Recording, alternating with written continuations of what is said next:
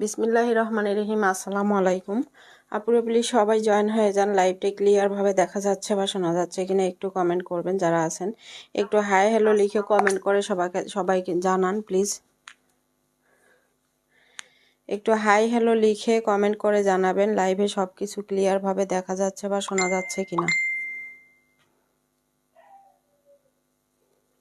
Hi hello লিখে comment করে সবাইকে জানান প্লিজ।